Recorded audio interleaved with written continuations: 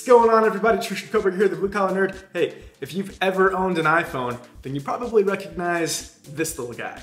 This is the standard 5-watt charger that's come in the box with an iPhone for years. But starting with the iPhone 8, iPhones have actually supported up to 18 watts of power draw for charging, and that equates to a much faster charge. So why did Apple keep including little 5-watt chargers in the box?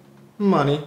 Actually, this year with the iPhone 11, they have actually started putting fast chargers in the box. But if you have an iPhone 8 or later, then you can still use fast charging. You just have to get your own charger. To get maximum 18-watt speeds, you're gonna want what's called a USB-C charger. USB-C is the latest generation of USB. It looks a little different and it's generally better.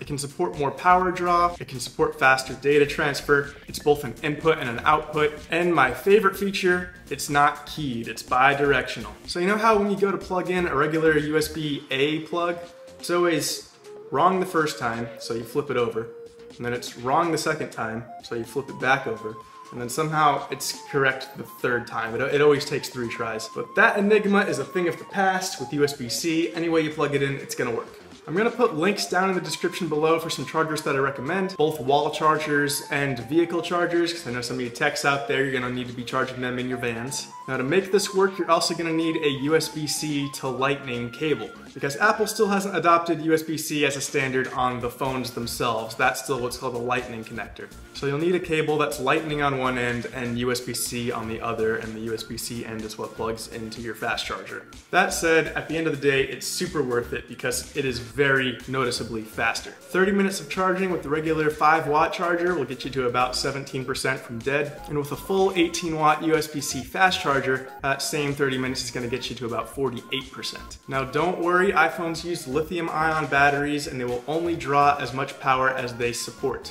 So you're not going to damage your phone by using these fast chargers. Even if you decided to get a charger that's more than 18 watts, like a 30 or 90 watt charger, it's still not going to draw any more than 18 watts. You're going to be just fine. And you may want to opt for an even higher powered charger, especially if you also have an iPad to charge. Now iPads are a little bit trickier. I was looking into which ones support fast charging and the information is a little bit muddy. There's more models and Apple doesn't make this information super available. But it looks like any iPad Pro model that's 10.5 inches or larger will support fast charging, and also newer iPads made within the last 2 or 3 years seem to support fast charging as well. But again, using an overpowered charger will not harm your battery, so you might as well go big. Worst case scenario, it just doesn't charge any faster. The chargers that iPads come with in the box vary a little bit, but it's usually a 12-watt charger, and using a USB-C fast charger, the quickest test that I've seen done got an iPad charged at 35 watts. Again, that's going to be a very noticeable increase in charging speed. Now, if you're using third-party chargers, especially in your car and your van, take a look and see what wattage those are. It could be lower than you think.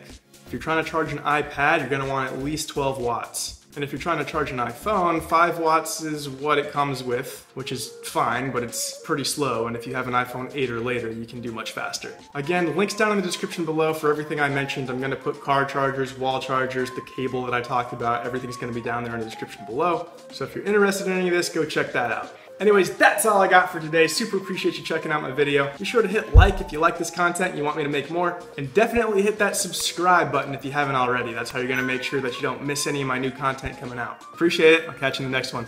Peace.